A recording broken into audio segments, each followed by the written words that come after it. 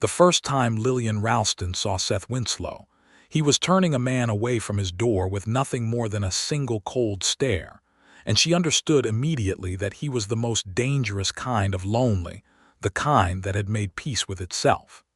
It was the spring of 1878, and the Oklahoma Territory was still raw enough to bleed. The town of Caldwell sat pressed against the Kansas border like a man leaning into a hard wind, all dust and determination and the faint smell of cattle and gun oil. It was not a gentle place. It had not been built for gentle things. The railroad had pushed through 2 years prior, and with it had come the stockyards and the saloons and the particular breed of men who followed both. It had also brought the telegraph office, the land office, the church that still smelled of fresh-cut pine, and the kind of stubborn hope that women seemed to carry west in their apron pockets no matter what the journey cost them. Lillian had come with her sister Clara and Clara's husband, Thomas Aldridge, who had staked a claim on 80 acres of bottomland 3 miles outside of town. She had come because there was nothing left for her in Missouri. Her father had died of fever the previous autumn, and the farm had gone to debts she had not known existed, and the man she had once thought she might marry had revealed himself to be the kind of man who disappeared when things grew difficult. So Lillian had packed what she owned into 2 traveling trunks and climbed aboard the train with her chin up and her heart very carefully arranged behind her ribs, and she had come west. She was 24 years old. She had dark auburn hair that she wore pinned at the back of her neck, green eyes that people tended to notice and then struggle to describe accurately afterward, and a quality of stillness about her that some people mistook for shyness and others, the more perceptive ones, recognized as patience. She was not fragile. She had spent too many years on a Missouri farm to be fragile, but she had been hurt enough to be careful, and careful was a different thing altogether. She had been in Caldwell for 3 weeks when she first needed Seth Winslow. What happened was this. Thomas Aldridge, who was a good man but a sometimes reckless one, had borrowed a wagon from a neighbor named Petrie and had broken one of its wheels returning from town. He had gone to Petrie to explain and had found, instead of understanding, a demand for payment that exceeded anything reasonable. Petrie was known in the county for this kind of behavior. He had a mean streak that whiskey sharpened and sobriety never quite erased, and he had decided that Thomas owed him not only for the wheel but for the inconvenience, for the principle of it, and for several other grievances he had apparently been storing up for months. When Thomas came home with a bruised jaw and a notice that Petrie intended to file a complaint with the county land office disputing the boundary of the Aldridge claim, Clara had gone pale as paper, and Lillian had felt something fierce and practical rise up in her chest. It was old Mrs. Hannigan at the dry goods store who told her about Seth Winslow. "If you need someone who knows the law and the land both," the old woman had said, rolling a bolt of calico back onto its shelf with practiced hands, "you want Seth Winslow. He was a marshal once before he quit. Knows Petrie's kind better than most. He lives on the north end of Founder Street, the gray house with the horses out front. You'll know it because there are no flowers and no curtains, and the place looks like a man who has decided not to be bothered." She had found the house exactly as described. She had walked up to the door in the late afternoon light with her hands folded in front of her and had knocked twice, and Seth Winslow had opened the door. He was 31 years old, though he looked as though he had lived a decade more than that in the places behind his eyes. He was tall and broad through the shoulders, with dark hair that needed cutting and a jaw that was shadowed with several days of beard. He was not unkempt exactly, but he wore his solitude the way some men wore their coats pulled close, practical, without apology. His eyes were a dark gray-green, the color of the sky before a storm settles in, and when they moved to Lillian's face they did not soften or shift with any particular interest. They simply assessed. There was a man standing behind Lillian on the porch steps, a young cowhand from the Mallory Ranch who had apparently come looking for work or advice or something else entirely, And Seth Winslow looked at him for perhaps 3 seconds and said, "No," and closed the door. Then he opened it again and looked at Lillian. "You're still here," he said. "I have a matter of some importance," she said. He studied her a moment longer. "What kind of matter?" she told him. She was precise and brief about it, because she could see he was the kind of man who would close the door on a woman who wasted his time just as quickly as he had closed it on the cowhand, and she was not going to let him close the door on her. She told him about the wheel, about Petrie, about the threatened land dispute. She told him that her brother-in-law was a good man and that the claim was legitimate and properly filed, and that she had the papers to prove it. Seth Winslow listened without expression. When she finished, he was quiet for a moment. Then he said, "I don't take work anymore. Mrs. Hannigan said you were a marshal." "Was. She said you know Petrie." "I know what Petrie is." "Then you know my brother-in-law is being treated unjustly." Something moved behind his eyes, brief and difficult to name.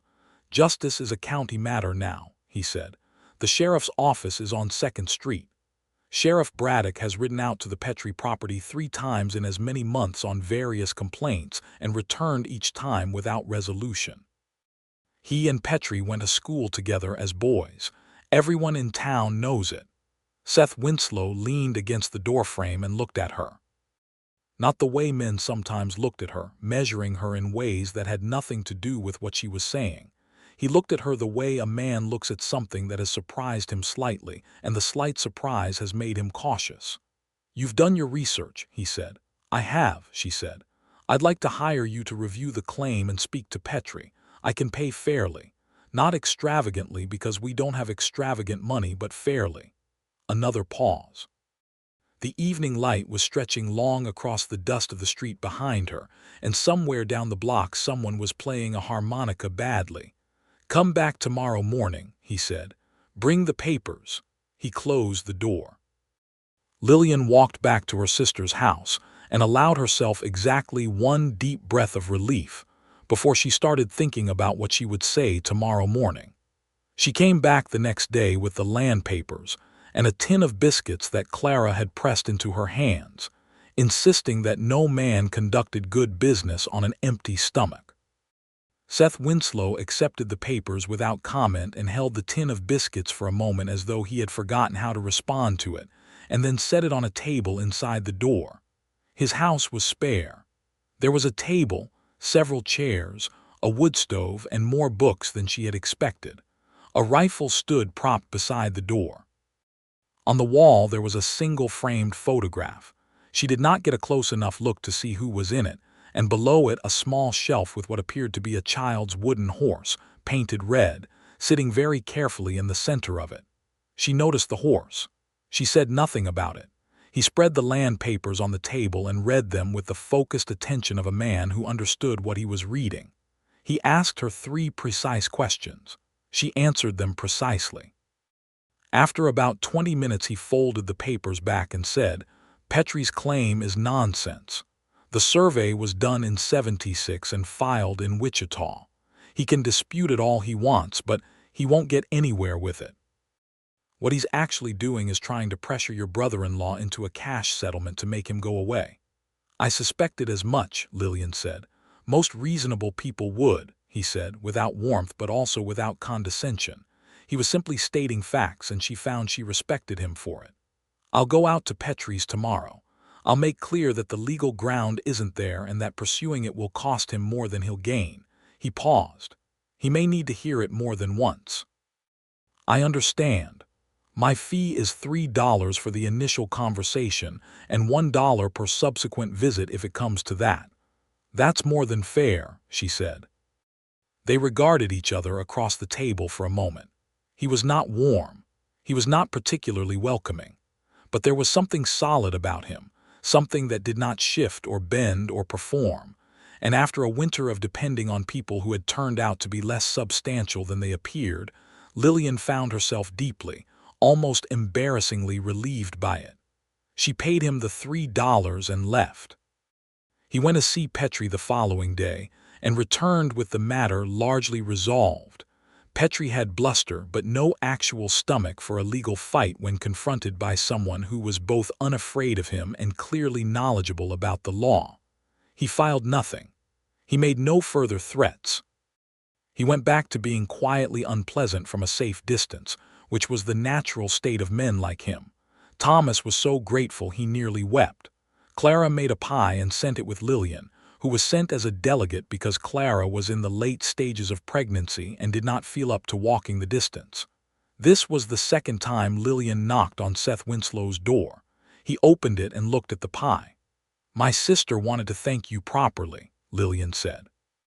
"That wasn't necessary," he said. "She knows she did it anyway."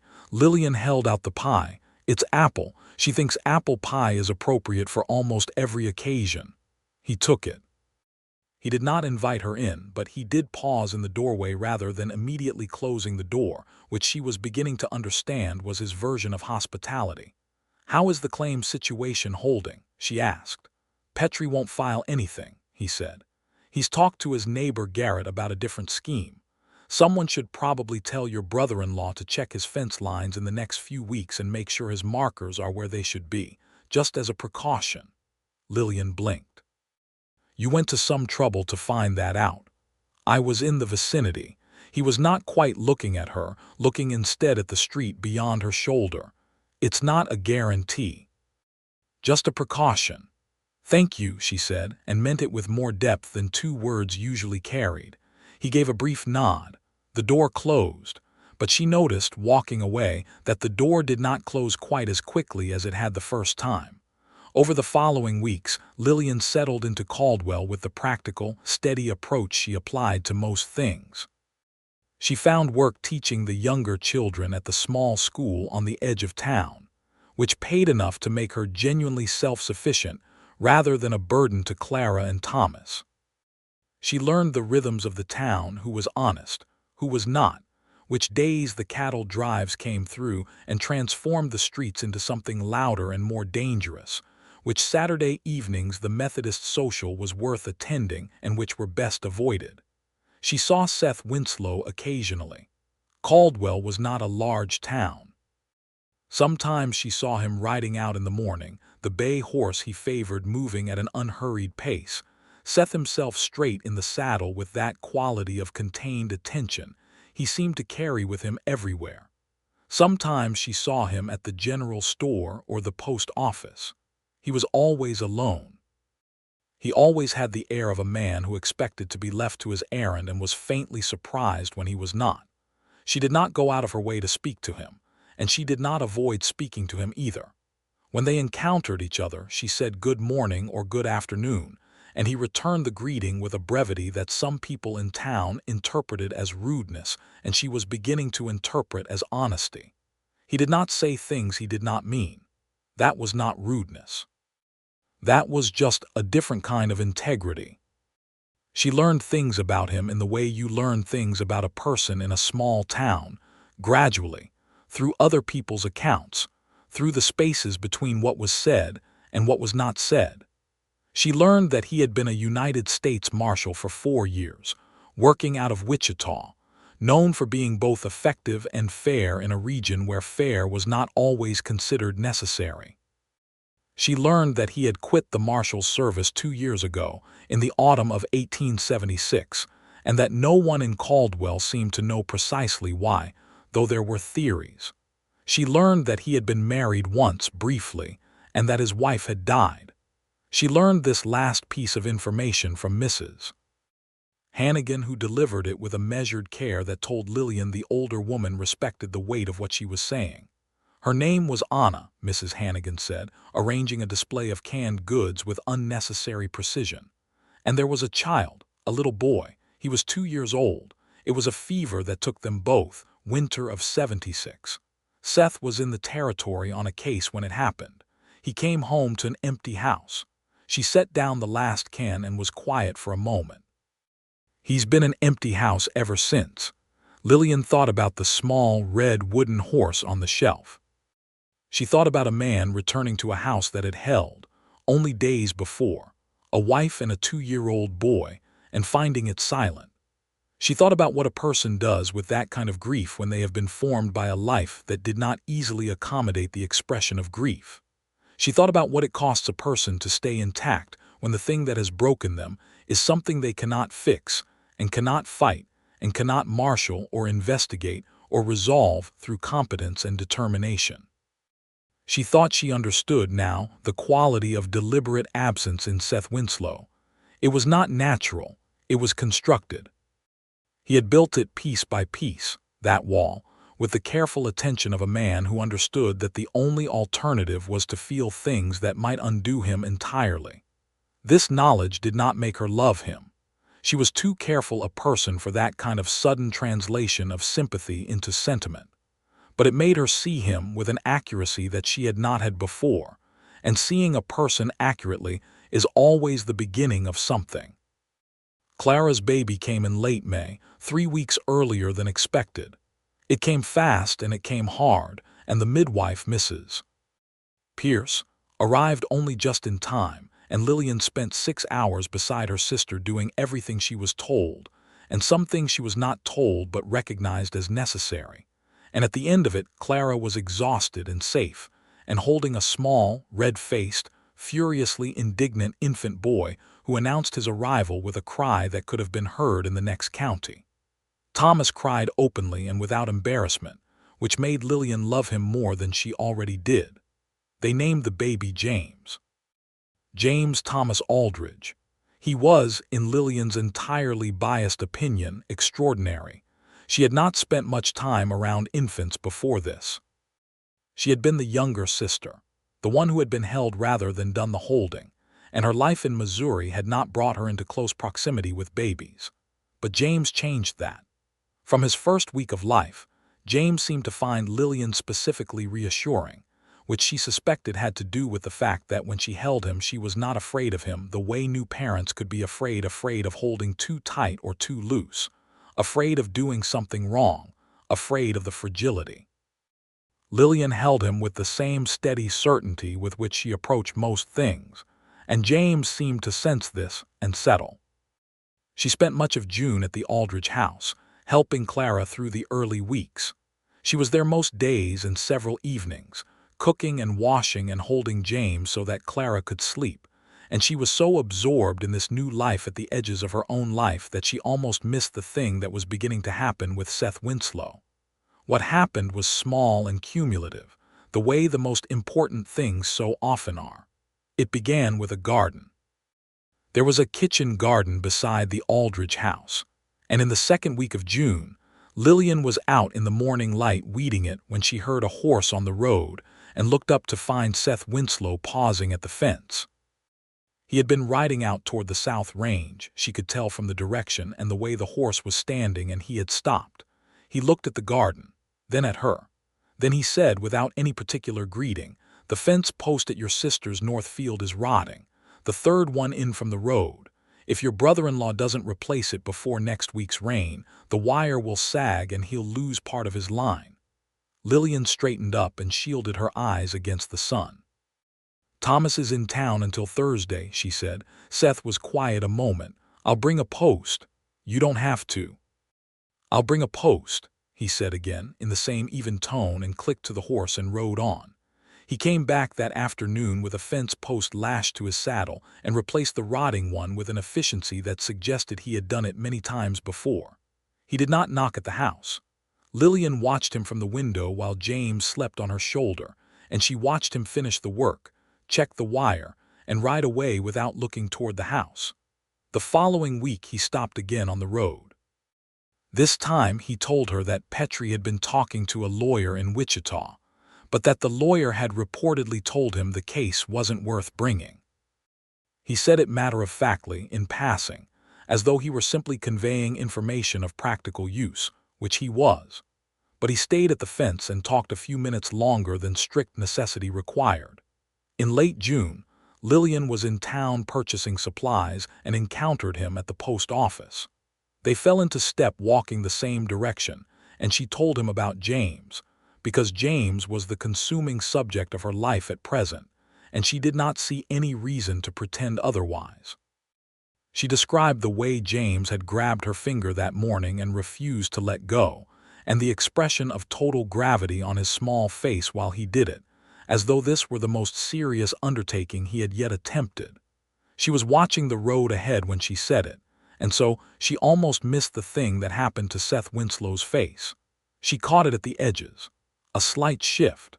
A softening that was immediately controlled but not quite quickly enough. His eyes went somewhere for just a moment, somewhere far back and private, and full of something she recognized as tenderness that had nowhere left to go. She looked away to give him the privacy of it. They walked to the end of the block before he said, "He's doing well then, the boy." "Extremely well," she said. "He is very loud and very determined, and Clara is absolutely besotted with him, and I believe Thomas has held him every single evening since he was born." A pause. Then, very quietly, "Good." Lillian thought about that one word for the rest of the day. July came in blazing and dry, the kind of heat that settled on the Oklahoma territory like a physical weight, and the town of Caldwell moved a little more slowly, spoke a little more softly, waited for the evening and the slight easing that it brought. It was on a Thursday in the first week of July that Lillian arrived at the Aldrich house, to find that Clara had a fever and Thomas had ridden to town for the doctor and James was in his cradle crying with the particular sustained intensity of a baby who is hungry and uncomfortable, and has been waiting longer than he considers reasonable. Lillian picked James up. She soothed him. She walked him and rocked him and spoke to him in the low, steady voice that he seemed to respond to best.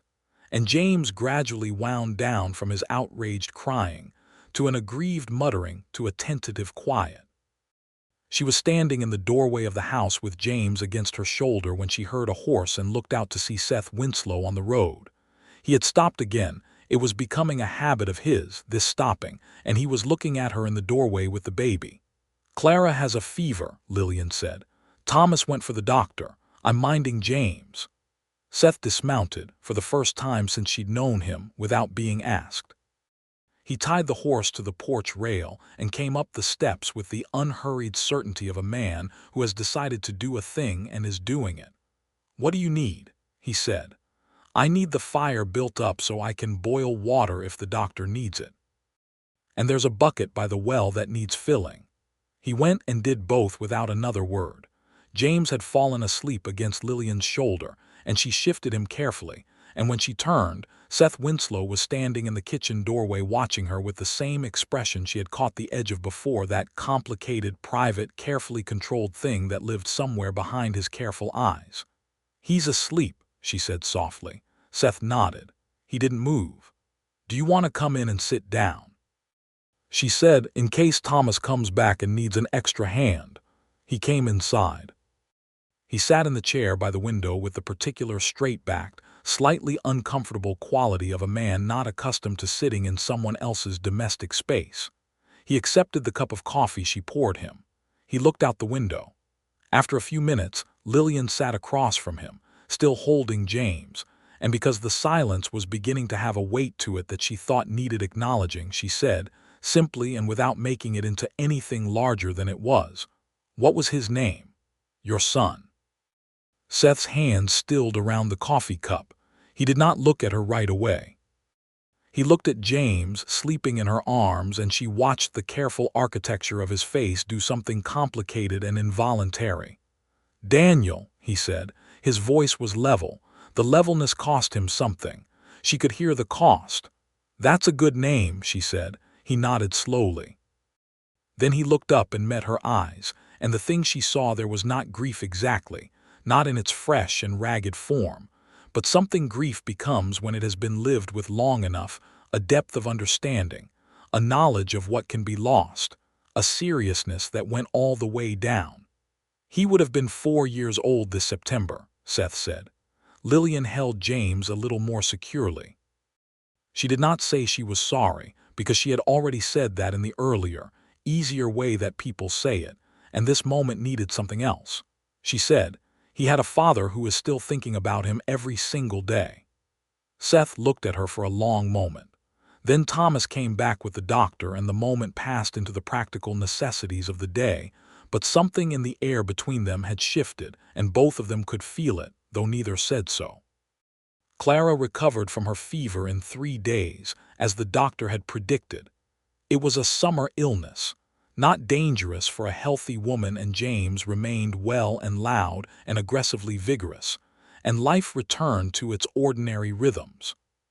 But Seth Winslow began stopping at the Aldridge fence more regularly, and he began staying longer. And one evening in mid-July he arrived at the house, and Thomas was there, and they sat on the porch together with their coffee, and talked about the condition of the South Range and the price of cattle and the likely outcome of the next territorial election. And Lillian sat inside by the window and listened to the sound of Seth Winslow doing something she had not heard from him before, talking without purpose, just talking. Just being present with other people in the easy, voluntary way that people who have not closed themselves off do naturally, without thinking. It was not much, but it was a beginning. On the last Saturday of July, the Methodist Church held a summer social on the green. There was lemonade and pie and a small fiddle band that played well enough for dancing. Lillian went with Clara and Thomas and the baby. She wore her best dress, which was a deep blue-green that was perhaps a shade too pretty for an afternoon social, but which she had decided suited her mood. She was not expecting Seth Winslow to appear. He appeared. He came in from the edge of the green with his hat in his hands and an expression of slight discomfort that suggested he had not attended a social gathering in some time and was now reminding himself how it was done. He accepted lemonade from Mrs. Hannigan with grave courtesy. He stood near the edge of the crowd and watched the dancing. Lillian was sitting with Clara on a blanket, passing James back and forth between them, when Seth worked his way around the edge of the green and ended up standing near enough to speak to her without crossing a room. "I didn't know you came to these things," she said. "I don't usually," he said. He looked at James, who had just managed to get his fist into his mouth and was regarding this achievement with solemn satisfaction. "How's he doing?" "He learned to do that this morning," Lillian said. "He seems very pleased with himself." Something happened at the corner of Seth's mouth. Not quite a smile, but the very near neighborhood of one. "Seems like a capable sort of boy," he said. "He's going to be absolutely insufferable when he's older," Clara said cheerfully from beside Lillian. "I can tell already. He has Thomas's stubbornness and my opinions, and between the two of them he's going to be an absolute handful." She looked up at Seth with a directness that her condition and the lemonade had perhaps made easier. "Thank you again for the land business, Mr. Winslow. Thomas told me what you did for us." Seth gave his brief nod. "Wasn't complicated." "It was complicated for us," Clara said, "so thank you." She looked between Seth and Lillian with the particular pleased attention of a woman who has noticed something. Then she looked back at James and began saying something to the baby in the soft nonsense language new mothers invent, and in doing so gave them both something rare, the comfortable privacy of being temporarily, politely ignored. Seth settled onto the corner of the blanket, which was not what Lillian had expected, but which she received without comment. They sat for a while listening to the fiddle music. The afternoon light was going golden and long. A little girl in a yellow dress was spinning herself in circles at the edge of the dancing, laughing at her own dizziness. "I am sorry," Seth said, not quite out of nowhere. It felt like the continuation of something that had been running under the surface of the last several conversations. "About the way I spoke when you first came to my door. I was discourteous." Lillian glanced at him.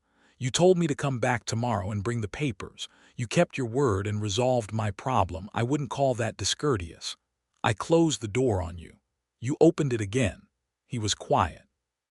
Then unexpectedly that corner of his mouth moved again, a little further this time. "You're not easy to discourage," he said. "No," she agreed pleasantly. "I'm not." James chose this moment to spit out his fist, regard the air in front of him with deep suspicion, and then turn his head toward Seth Winslow with the unerring instinct babies sometimes have for finding the one person in a group who is not quite expecting them. Seth went still. James looked at him with round, serious eyes. "He's staring at me," Seth said, in a tone that was somewhere between cautious and alarmed. "Babies do that," Lillian said. "They're sorting out the world. You're part of the world, so he's sorting you out." Seth looked at James. James looked at Seth. This continued for a moment that felt longer than it probably was. "May I?" Seth started, and then stopped, as though he hadn't intended to begin the sentence and was not sure how to finish it. Lillian had heard what he'd started to say. She did not make a production of it. She shifted James slightly and held him out, and Seth took a slow breath and opened his arms, and she placed the baby in them. She watched what happened. She watched it happen the way you watch something you did not know you were hoping for finally arrive, with a kind of held breath. A careful, private gratitude that you don't dare express too loudly in case it frightens away whatever grace has allowed the moment to occur. Seth Winslow held James Aldridge as though the weight of him was almost unbearable, in the particular way that things you have lost and found again are almost unbearable. His arms remembered. She could see them remember. The muscle memory of a man who had held a small child every day for 2 years coming back through him like warmth through cold ground in early spring. His hands were sure and careful. His face did something that she could only describe as coming apart at the careful seams, not into pieces, not into grief, but into the thing beneath the grief, the thing the grief had been protecting all along. He looked at James. James looked at him. James reached up and grabbed Seth's finger with both hands. Seth's breath came out of him slowly, like a man who has been holding it for 2 years. Lillian did not look away. She watched it all dissolve, every wall, every carefully constructed distance, every deliberate hardness, and what was underneath was not weakness. It was the exact opposite of weakness. It was a man who had loved deeply enough to break, and who was, in this moment, terrifyingly, tenderly alive again. She felt something in her own chest give way, a small and private thing, the last careful reservation she had maintained against what she had been feeling for weeks now. Clara was looking at her babies, both the literal and the metaphorical, and she said nothing, because she was a wise woman who understood when to be quiet. "Hello, young man," Seth said, very softly to James. James made a small sound of contentment and tightened his grip on the finger. Nobody said anything for a while. The fiddle music played. The afternoon went on being golden. After that, everything was different. Not immediately and not dramatically, because Seth Winslow was not a man built for sudden transformations, and Lillian was not a woman who would have trusted a sudden transformation, even if she'd been presented with one. But the difference was real, and it was present in every interaction between them, like a key that has been turned in a lock.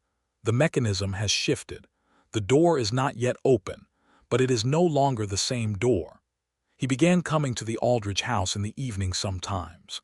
Thomas was always genuinely glad to see him, which helped, because Seth was more comfortable entering a space he'd been clearly invited into than one he'd had to invite himself.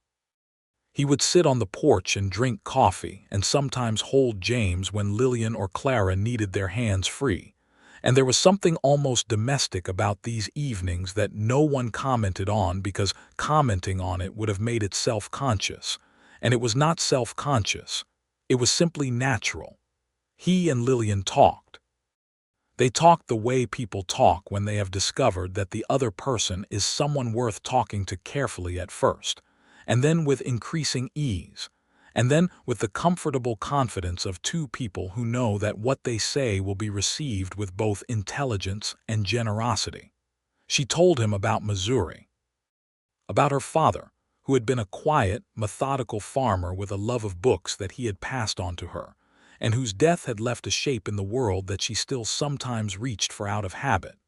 About the man she had almost married, whose name she mentioned once without emotion and never mentioned again, because he had been a mistake she had already made her peace with and was not interested in revisiting. Seth told her about Wichita, about the work, which he had been good at and had believed in, and had lost the capacity to return to after Anna and Daniel, because coming home to an empty house after a week in the territory had been something he could not make bearable by any act of will. He told her about the early days in Caldwell, when he had thought distance and solitude would be enough, and about the slow recognition that they were not enough, but that he did not know what to do with that recognition because everything else felt like risk. Risk of what? She asked, one evening on the porch, the August darkness warm and full of crickets. He was quiet a moment. He was looking at the far field where Thomas had a lamp burning late in the barn. Risk of mattering to someone again, he said. Risk of being mattered to, he paused. Risk of loss, she thought about this. You can't solve that problem by not mattering, she said. You've been trying it for 2 years. It doesn't work. You matter to people anyway. You mattered enough to Thomas that he was shaking with relief when you came back from Petrie's. You matter to Mrs. Hannigan, who speaks of you with a specificity that suggests she watches over you from a distance. You are not successfully unmattering yourself. You're just making yourself unhappy in the attempt. He looked at her sidelong. That's a forthright observation. You seem to prefer forthright. I was being accommodating.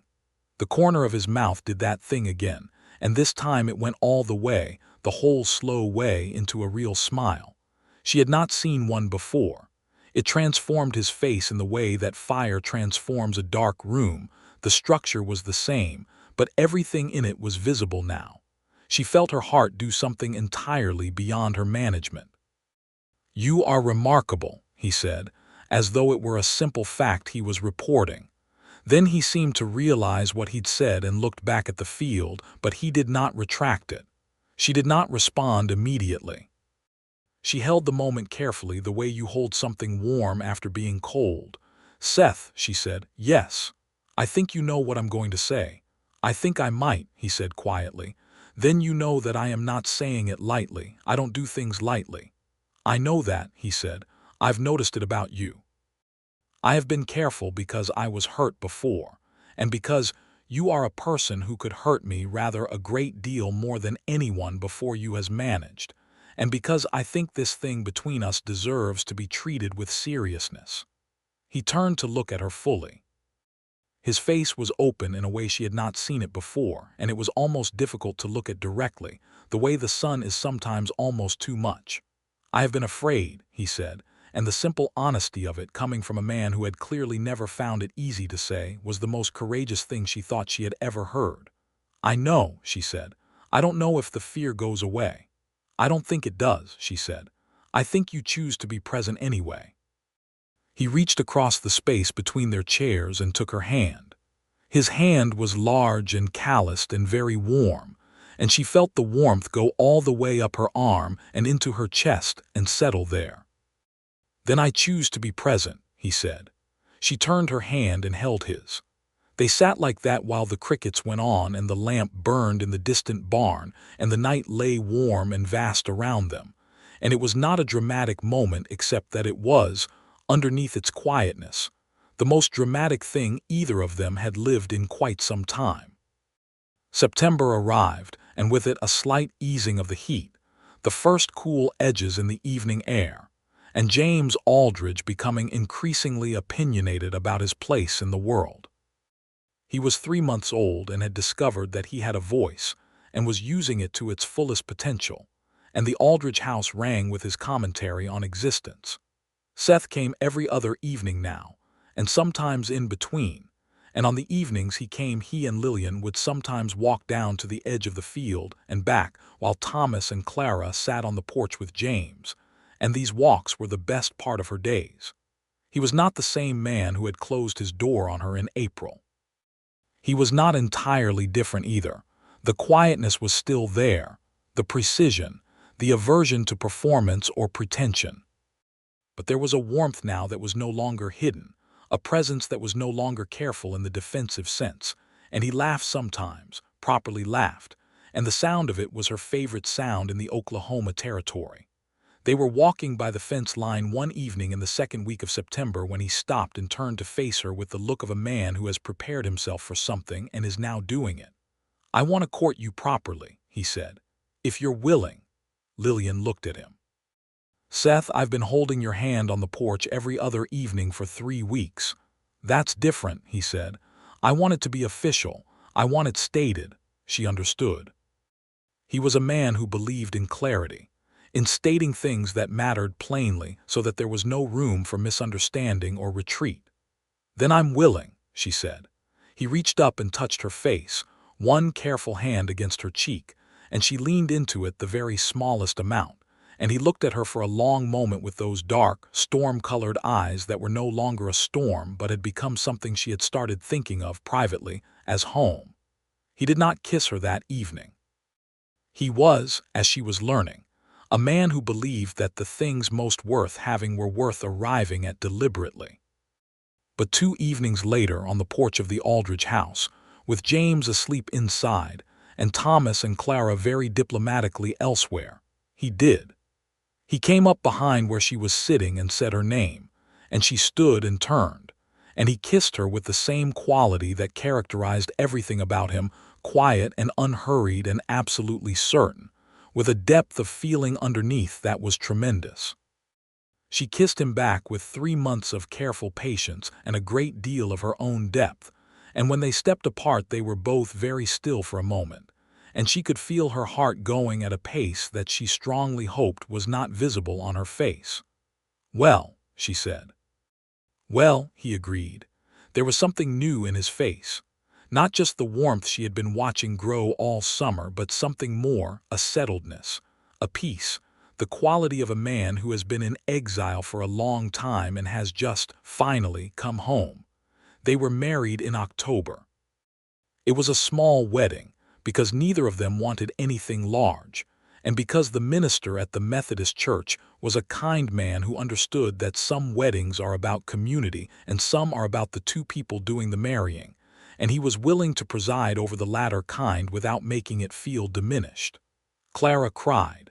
Thomas shook Seth's hand for a very long time. Mrs. Hannigan presented them with a quilt she had apparently been making in anticipation of this outcome since July, which said something about either her foresight or her confidence in the matter. Seth had cleaned and repainted his house, and when Lillian arrived at it after the wedding with her 2 traveling trunks, she found that he had also, without telling her, placed a small vase of late-season wildflowers on the table. He must have ridden out to find them. She stood and looked at them for a moment. "Where did you find flowers in October?" she said. "There's a creek bed east of town," he said. "They grow later there." She turned to look at him. He was watching her with an expression that she had come to understand was his form of anxiety, not visible in any overt way, but present in the way he held himself very slightly too still. "Seth Winslow," she said, "you are not what anyone who met you in April would expect you to be." He relaxed, the very small degree that counted as relaxing for him. "I don't know if that's true," he said. "I think I was always this. I just stopped." She went to him and kissed him, and that was the end of the conversation for some time. The red wooden horse remained on its shelf, and Lillian had never moved it and never would. She understood that Daniel Winslow had been real, and that his realness did not diminish as time passed, and that Seth's love for his first son was not a shadow over their life, but a part of the man she had married. She understood this as clearly and as simply as she understood any other true thing. One evening not long after they were married, Seth took the horse down from the shelf and held it in his hands for a while, and Lillian sat nearby and said nothing, and after a while he put it back exactly where it had been and came and sat beside her, and she leaned her head against his shoulder and he put his arm around her. "He would have liked you," Seth said. "I hope so," Lillian said. "I think I would have liked him enormously. He would have been relentless about you," Seth said, and there was both grief and joy in his voice in equal measure, wound together so completely that you couldn't separate one from the other. "He was that kind of boy. If he liked something, he was entirely committed to it." "Sounds like someone I know," Lillian said. He was quiet for a moment. Then she felt him smile against the top of her head. Winter came, and with it, the first real tests of their life together. Not dramatic tests, but the honest, everyday kind that tell you more about a marriage than any number of grand gestures. They were different people with different habits and different histories, and they did not agree on everything. And there were evenings that were tense and mornings after that were not entirely comfortable.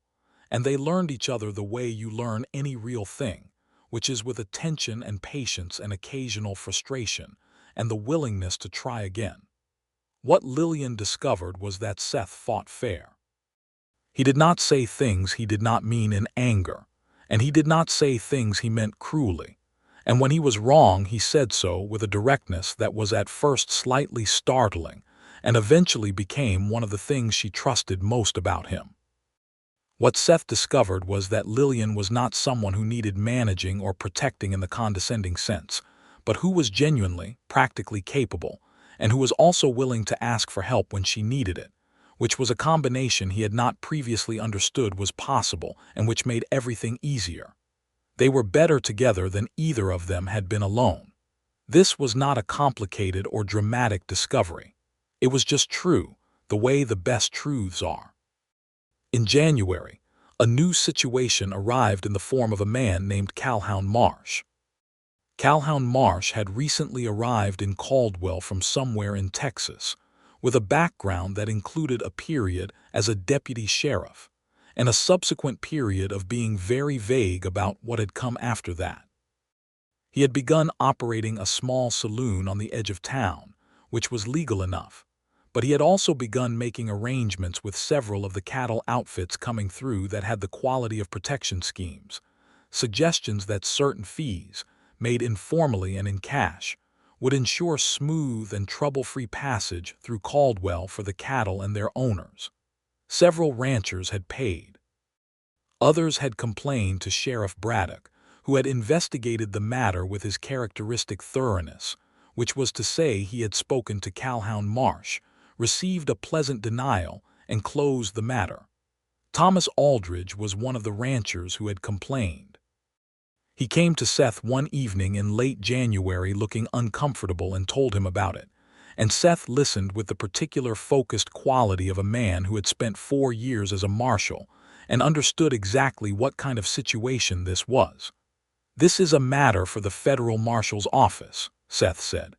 "The nearest federal marshal is in Wichita," Thomas said. "I know that. I know the man currently holding the position. His name is William Tate. I trained with him. I can write to him." Thomas looked relieved. "Would you? I don't know what else to do, and Braddock is what he is," Seth said. "Leave it with me." Lillian, listening from the kitchen where she was making supper, thought about the marshal's badge that sat in a box at the bottom of Seth's wardrobe. She had seen it by accident while putting away laundry, a 6-pointed star, the metal dull now from not being worn. She had not said anything about it. Seth wrote to William Tate in Wichita. The letter was thorough and specific and clearly written by a man who understood the relevant laws and their application. He described Marsh's operation in detail, named the ranchers who had been approached, and outlined the circumstances of the local law enforcement that made outside attention necessary. He sent the letter and then went on with his life, which was a quality Lillian had noticed and admired. He addressed a problem, and then did not let the problem consume the rest of his days.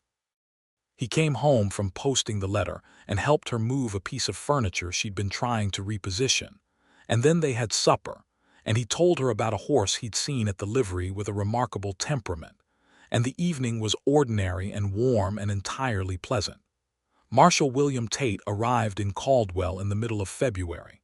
He was a lean, energetic man in his mid-30s with an honest face and an evidently genuine respect for Seth. He came to the house and sat at the table and drank Lillian's coffee and looked at Seth with the expression of a man who has been wondering about someone for 2 years and is now recalibrating his understanding. "You look different," Tate said to Seth. "Married life," Seth said. Tate looked at Lillian. He smiled. "Ma'am, I don't know what you did, but I am grateful." "He did it himself," Lillian said. "I just declined to let him continue to be difficult about it." Seth gave her a look that was somewhere between exasperation and profound affection. Tate handled the Marsh situation with an efficiency that spoke well of him. He investigated for a week, gathered testimony from the ranchers who had been approached, and arrested Calhoun Marsh on a Tuesday morning with a minimum of drama. Marsh went quietly, which Tate said was typical of men who had been operating confidently, because they were confident the local law would not act, and who were therefore genuinely surprised when law arrived that was not local. Sheriff Braddock was not charged with anything. There was no proof of formal collusion, only the kind of willful blindness that was not technically illegal. But Tate paid him a visit that was clearly significant, and the word around town afterward was that Braddock had been pale for 3 days following it. Before he left, Tate stopped by the house again. "The marshal's office in Wichita has been reorganized," he said to Seth. "There's a deputy position opening in the territory based out of Caldwell, the kind of position where you'd work from here, handle regional matters, work with the county when needed." He paused. "I'm not asking you. I'm telling you it exists in case you might be interested in a different kind of arrangement than you had before." Seth was quiet for a moment. He looked at Lillian. She looked back at him steadily. Whatever he wanted, she would work with. That was her honest feeling. "Let me think about it," Seth said. After Tate had gone, they sat at the table together in the quiet house. "What are you thinking?" Lillian asked. "I'm thinking that I stopped because of all the traveling," Seth said. "Being gone for weeks at a time, coming home to..." He stopped, started again. "Coming home to nothing, but this position is different. It's regional, a few days at most for most matters. It's not the same thing." "No," Lillian agreed. "It isn't." He looked at her. "I want to know you were all right with it." "I'm a school teacher and a farmer's daughter," she said. "I'm more than capable of managing a few days at a time. And Caldwell needs someone who will actually address the Braddock problem in the long term. That's not my decision." "No, but you could do a great deal of good from here." She paused. "And I think you miss it, the work itself, when it's done well." He was quiet. Then he said, "Yes, I do." "Then write to Tate," she said, "and tell him yes." He did. He took the deputy position in March. And it was, as Tate had promised, a different kind of work, present rather than nomadic, community-based rather than solitary. And Seth was very good at it in the ways that mattered most, because he was fair and he was thorough, and people in the territory knew quickly that he was neither bribable nor intimidatable, and that if you brought a genuine problem to him, it would be genuinely addressed. He came home in the evenings and told her about his days, and she told him about hers, and they learned to be interested in each other's worlds in the way that couples who love each other genuinely do, not performatively, but with real curiosity. Spring came again, the second spring, and with it James Aldridge becoming a robust, vocal, absolutely determined person of nearly 1 year, and Clara's news that there would be a second Aldridge child by summer's end, and the small but significant news from Lillian herself, delivered to Seth on a quiet April evening, that they were expecting their first child. She told him matter-of-factly, because she was not a woman for dramatic presentations, but her hands were not entirely steady when she said it. Seth was still for a moment, a long moment. Then he crossed the room and held her, not theatrically or desperately, but with the careful, certain warmth of a man who understands the full weight of what he's holding and would not for anything in the world release it. She felt him breathing slowly against her hair. "Are you all right?" he said. "I'm very well," she said. "A little overwhelmed, which I was not expecting." "Me too," he said, which was, coming from Seth Winslow, an admission of enormous significance. She pulled back enough to look at him. His face was the open, present, fully inhabited face she had learned to read over the past year, and what she read in it now was love in its fullest and most honest form, not the careful, controlled version he had been managing when she first knew him, but the real thing, the whole thing, which held within it joy and fear and sorrow and hope in their proper proportions. "We're going to be all right," she said. "I know we are," he said, and he meant it. He was careful with her through the spring and summer in the specific way of a man who understands, from experience, that the world does not guarantee outcomes. He was not hovering or anxious in a way that made her feel fragile. He knew her too well to make that mistake, but there was an extra attentiveness, a steadiness in his presence that she found, despite herself, genuinely comforting. They painted the smaller bedroom. Lillian chose a pale yellow. Seth put up the shelves. They borrowed Clara's knowledge of newborns extensively, and Clara gave it without any of the insufferable knowingness that some experienced mothers could fall into. Because she was Clara, and she remembered perfectly well what it had felt like not to know these things. James was christened on a Sunday in June, and Seth stood as one of his godparents, which was the natural outcome of the person he had become in the Aldridge family over the past year. And when the minister poured the water and said the words, Seth held James with the confident ease of a man who had been holding him for nearly a year and had long since lost the stiffness of unfamiliarity. Lillian watched from the pew beside Clara, and she thought about the afternoon at the summer social, James reaching for Seth's finger, the dissolution of all that careful hardness. She thought about what had happened between that afternoon and this morning, all the small and significant things, the fence posts and the conversations and the walks and the hand held across the porch in the August dark. She thought she was the luckiest woman in Oklahoma territory, and she held this thought with both hands. Their son was born in late November of 1879, on a Tuesday, after a labor that was difficult enough to make Seth visibly tense in the outer room but not difficult enough to alarm the midwife, who had been delivering babies for 30 years and operated on a scale of concern that was refreshingly practical.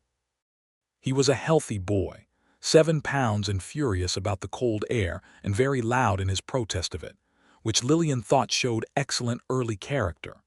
Seth held him for the first time in the bedroom, in the lamplight, while Lillian watched from the pillow where she had been strongly encouraged to remain for the time being. The way Seth held the baby was not the way he had held James at the summer social, with the cautious relearning of a man reacquainting himself with something he had lost. He held this baby with a quiet, steady, wholehearted love that had no walls in it at all. Just love, simple and present, without qualification. "Hello," he said to the baby very softly in the same way he had said hello to James nearly a year before, and then after a pause just as softly, "Hello, son." Lillian felt something complete itself in her chest. "What shall we name him?" she asked. Seth looked up from the baby. He looked at her for a long moment. "I'd like to call him Daniel," he said. "If you're willing," he paused. "Not to replace, I wouldn't, it's more that I want the name to be in the world again. I want to say it and have it belong to someone who's here." Lillian thought she might cry. She did not, because she was still catching her breath from the last several hours and she thought crying would take energy she needed for other things at present, but her eyes were very bright. "Daniel is a wonderful name," she said, "and I think Daniel Winslow would be very pleased to share it." Seth looked back at the baby in his arms. "Daniel Winslow," he said, trying the shape of it. "Hello, Daniel." Daniel Winslow, 11 minutes old, chose this moment to stop crying, open his eyes, and stare at his father with an expression of profound, determined focus. Seth laughed.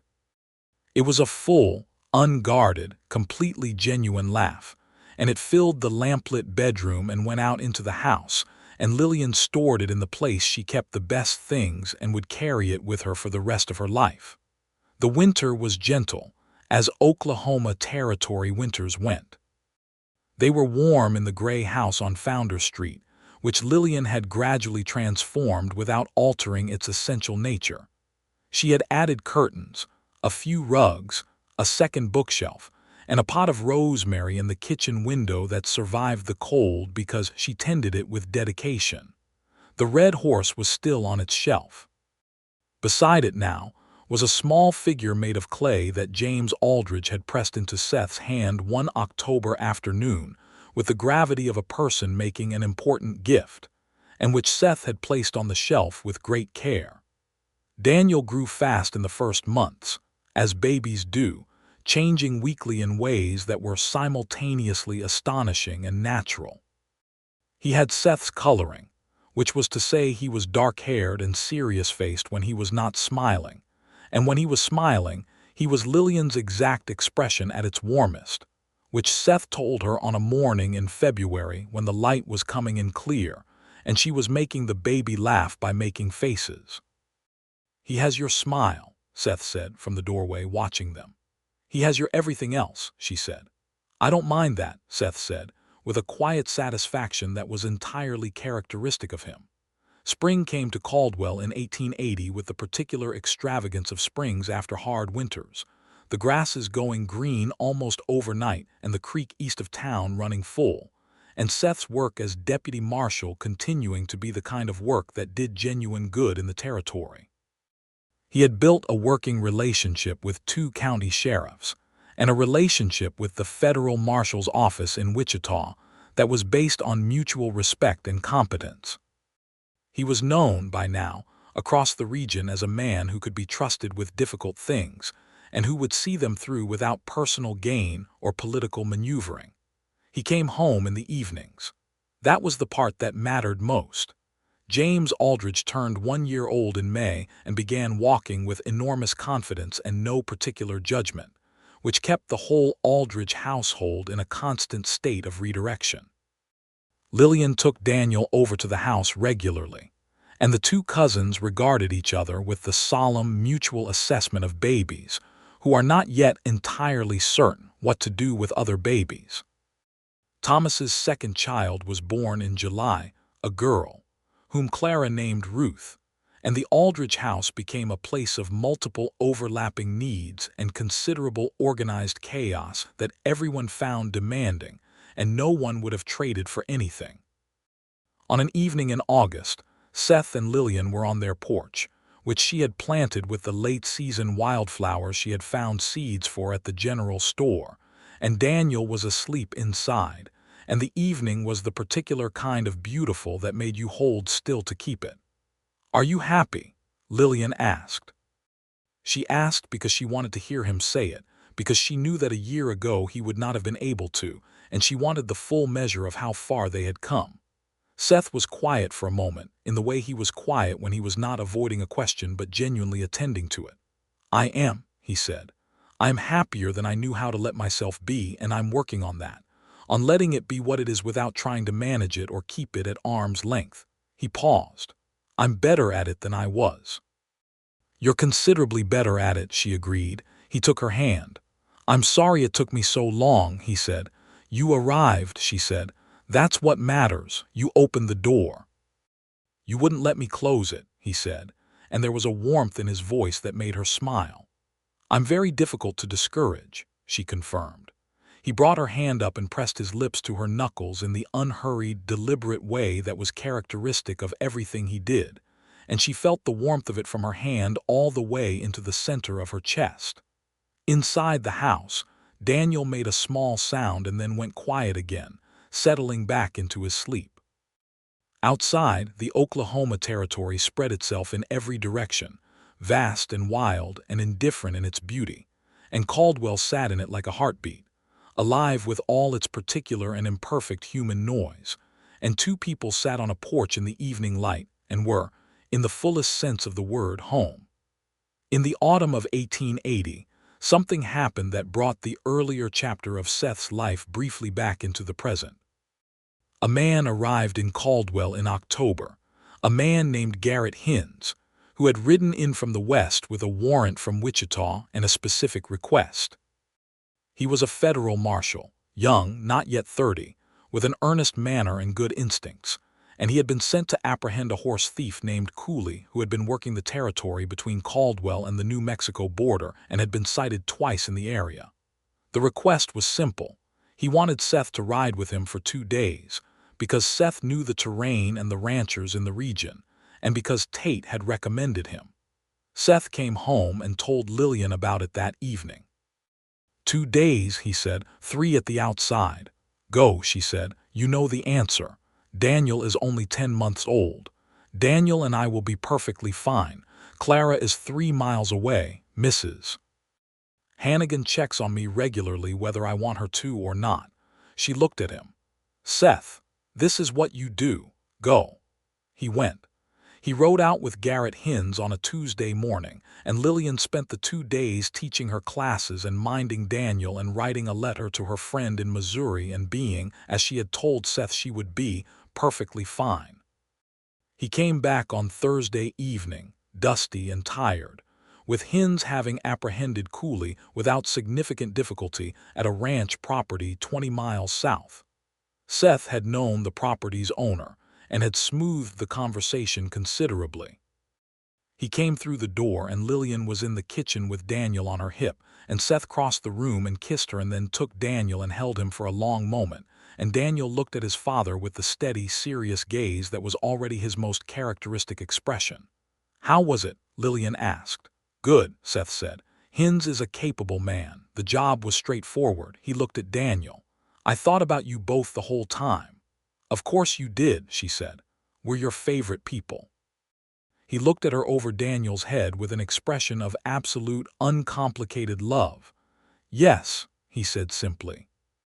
Winter arrived early that year, November coming in cold and dry, and the house was warm from the wood stove and the particular warmth of 3 people making a life inside 4 walls. Daniel began pulling himself up on the furniture in November, standing unsteadily and with tremendous determination, looking around at the world from his new altitude with an expression of fierce satisfaction. He had Seth's jaw and Lillian's eyes, which she thought was an excellent combination in a person. Seth read to him in the evenings. He had gotten into the habit of it early, reading aloud while Daniel sat in his lap, the baby not yet understanding the words but clearly responding to the voice, the rhythm, the warmth. He read from whatever he was reading himself, which was sometimes a treatise on land law and sometimes a novel, and sometimes the weekly territorial newspaper, and Daniel listened with the solemn attention that was his most endearing characteristic. Lillian would sit across the room with her sewing or her lesson preparations and listen to Seth's voice reading, low and steady, and she would look at the 2 of them, the large, quiet man and the small, attentive child, and she would feel something so complete and so present that she could not have named it in a single word. It would have required all the words. December brought snow and the enclosed, self-contained pleasure of being warm inside it. They spent Christmas Day at the Aldrich house, which had extended itself into a larger and louder version of itself now with 2 children and the occasional presence of Thomas's brother, who had come to try his luck on the frontier and was staying in the barn while he figured out what he was going to do. James was walking with complete confidence and falling down without concern, and Ruth was a placid, observant baby who regarded the chaos around her with an expression of benign interest. Daniel sat in the middle of the floor and was handed things by James, who was at the age where giving other people objects was the primary social gesture, and received each offering with courteous gravity. Seth sat on the floor with the children, which was not something Lillian had anticipated but which he had gotten into the habit of doing without any apparent self-consciousness, and Thomas watched this and then quietly said to Lillian, "I never thought I'd see the man sit on a floor." "He's full of surprises," Lillian said. "I'd heard about him before you came," Thomas said. "People in town said he was cold, that he'd gone stone cold after losing his wife and boy." "They weren't wrong," Lillian said. "What happened?" She thought about James grabbing Seth's finger at the summer social. She thought about Seth's hands remembering. "He found his way back," she said. "He just needed someone to be patient with the process." Thomas was quiet for a moment. Then he said, "I'm grateful you were here." "So am I," said Lillian. The year turned, 1880 becoming 1881, and Caldwell grew and changed in the way frontier towns did. A new bank, a new schoolhouse that meant Lillian had a proper classroom rather than the converted barn she'd been teaching in, a hotel on the main street that suggested a certain confidence in the town's future. The cattle drives kept coming and the railroad kept running, and the territory was becoming something more defined, more permanent, more settled, though there was still enough of the old wildness in it to keep things interesting.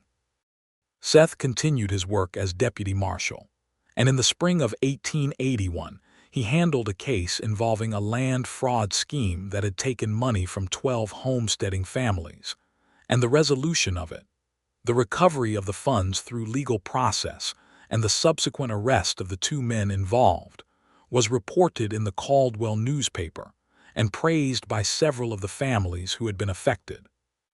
One of them, an older couple named the Petersons, sent a basket of preserves and a letter, and the letter said, among other things, that they had heard Seth Winslow had been a hard man who kept himself apart, and that they were grateful to know such people could change. Seth read the letter and was quiet for a moment. Then he folded it and put it in his desk drawer and didn't say anything about it. Later that night in the dark, he said, "I don't think I changed. I think I just remembered who I was before I stopped." Lillian considered this. "Does the distinction matter? To me it does," he said, "because it means that whatever this is, what we have, what I am now, it was always there. It wasn't made by circumstance. It was recovered." She thought about that. "I think that's true," she said.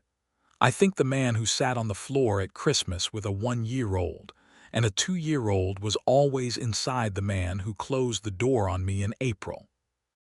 "The door that you then came back and knocked on again," he said. "You opened it," she said. "That's the important part." He found her hand under the blankets and held it.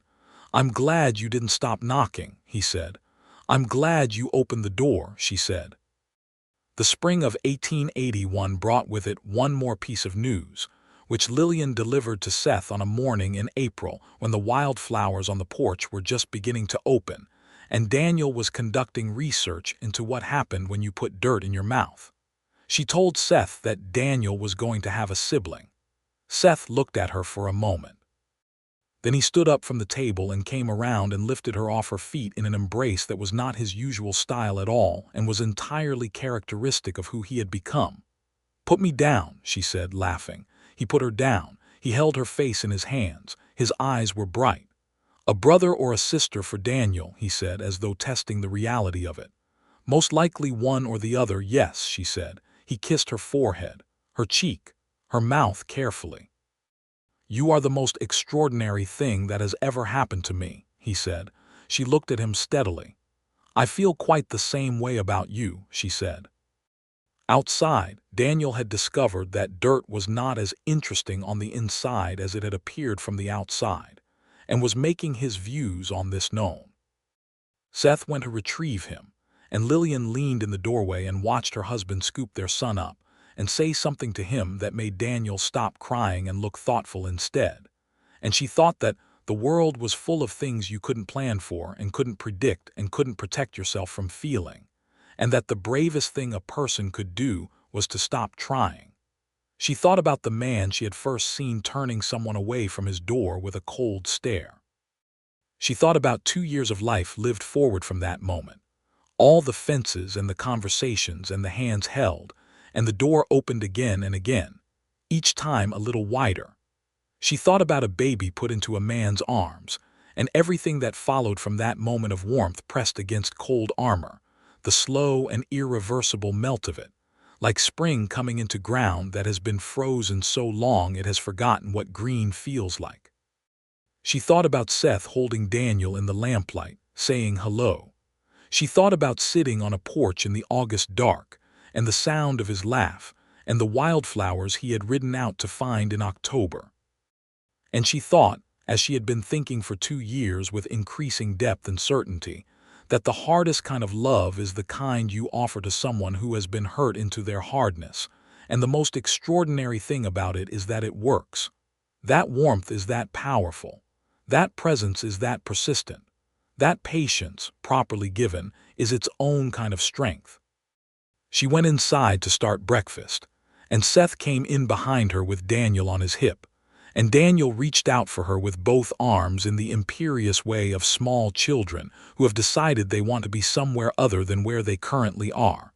And she took him, and Seth put the coffee on, and the morning went on in all its ordinary, irreplaceable fullness. The second child was born in December of 1881 and was a girl, and they named her Anna, which was not a thing Seth had suggested but which Lillian had thought about for a long time and had brought to him carefully one evening. saying only that she wanted him to know she had been thinking about it, and that she would understand entirely if he felt otherwise. He had not felt otherwise. He had sat with it for a long moment, and then said yes, please, and his voice had been steady and full of something that Lillian thought was the purest form of love, the love that holds its losses without denying them and keeps going anyway, carrying them forward into the future as part of the whole truth of things.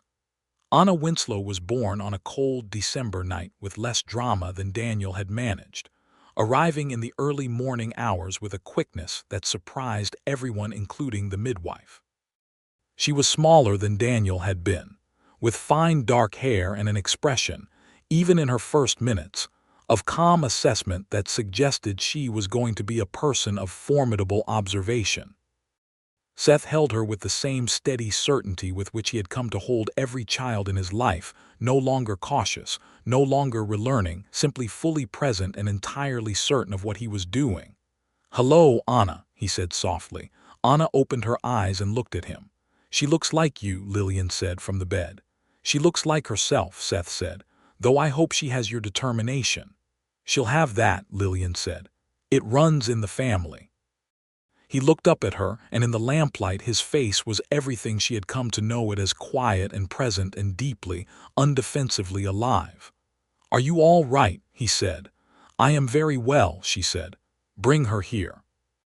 He brought the baby and sat on the edge of the bed beside her, and she put her arm around Anna and leaned her head against Seth's shoulder, and they were quiet for a while in the early morning, the house warm around them, Daniel asleep in his room, the territory outside deep in its winter dark. "We have a good life," Seth said. "We have an extraordinary life," Lillian said. "We built it." "You built most of it," he said. "You let me," she said. "That was the harder thing." He was quiet. "Then, not as hard as you made it look." She tilted her head to look at him. He was watching Anna with the careful, complete attention he brought to everything he loved.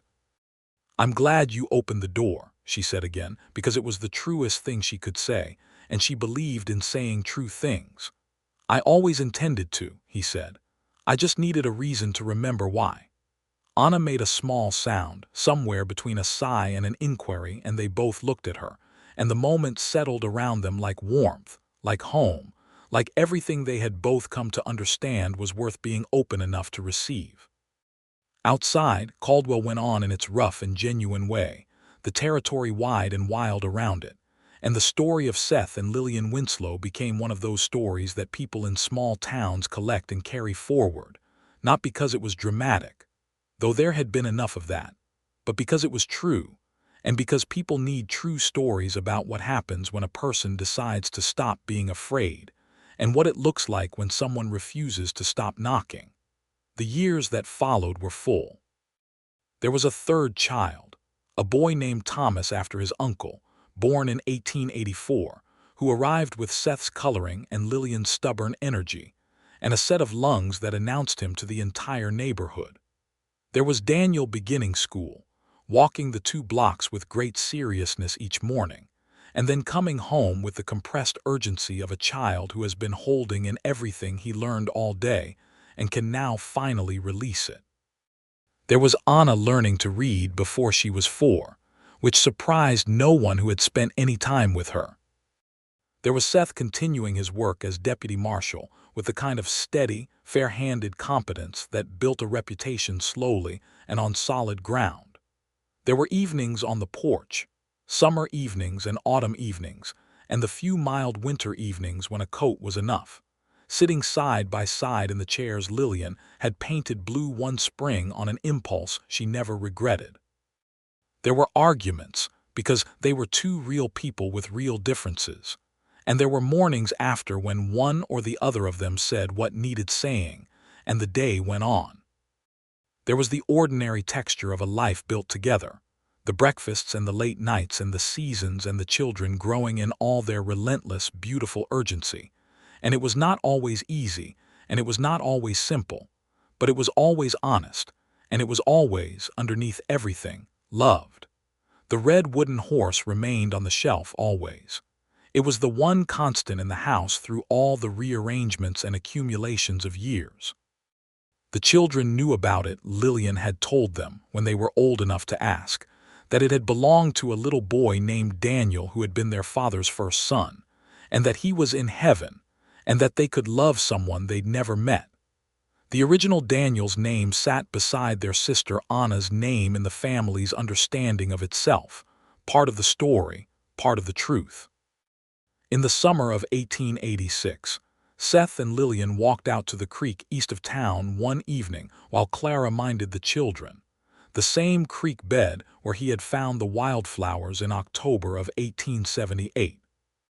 It was late in the afternoon, the light going long and golden across the grass, and they sat on the bank and listened to the water. 8 years ago, Lillian said, I knocked on your door. You did, he said, and you closed it. And then opened it again, he said, and here we are. He looked at her. She was 32 years old, and the years had given her face a depth and a richness that made her more beautiful than she had been at 24, though she would not have said so herself. Her hair was still dark auburn, pinned at her neck in the same way. Her eyes were the same color, that particular green that people still struggled to describe accurately afterward. He reached out and tucked a loose strand of hair back from her face with the gentle exactness of a man who has done it 10,000 times and would do it 10,000 more without it ever becoming anything less than intentional. I love you, he said. He said it the way he said all the things that mattered directly, without decoration, as though the word itself was sufficient, which it was. I love you, she said back, with the same simplicity and the same complete intention. The creek ran on. The grass moved in the evening wind.